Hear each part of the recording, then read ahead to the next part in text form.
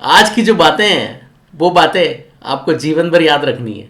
अपने जीवन को आपको अनुशासित करना है। अनुशासित मतलब डिसिप्लिन तरीके से काम करना है। क्योंकि अगर मनुष्य को अपनी ज़िंदगी को संवारना है तो उसको अनुशासन सीखना ही पड़ेगा।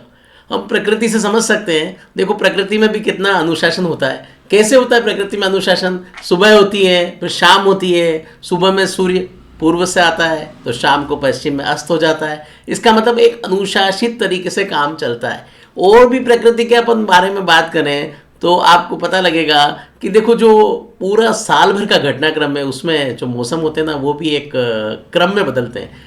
कोई मौसम रहेगा, अगली बार दूसरा रहेगा, तीसरा रहेगा, लेकिन एक पर्टिकुलर क्रम है।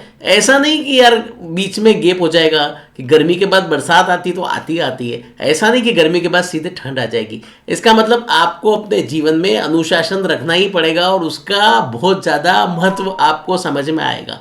तो जहाँ तक अपन बात करें कि जैसे पक्षियों की बात करें तो पक्षी भी क्या होते हैं, सूर्योदय के टाइम पे जाग जाएंगे, आपको जगाएंगे और शाम को चले जाते हैं जब सूर्य अस्त होता है। तो इसका मतलब आपको सोने में समय बर्बाद नहीं करना है। और अगर आप सोने में समय बर्बाद करोगे तो मंजिलें जो है ना आपकी वो पूरा क्या ख्वाब ही बन के रह जाएगी। इसका मतलब ये है कि आप मंजिल पे पहुंच नहीं पाओगे। अगर आप बिस्तर में पड़े रह गए तो आप बिस्तर में ही पड़े रह गए तो आपकी मंजिलें सिर्फ ख्वाब ही बन के रह जाएगी। तो आपको डिसिप्लिन तरीके से काम करना है, एक अनुशासित जीवन जीना है जिससे कि आप अपने लक्ष्य की प्राप्ति कर सको। ये आज का ज्ञान है।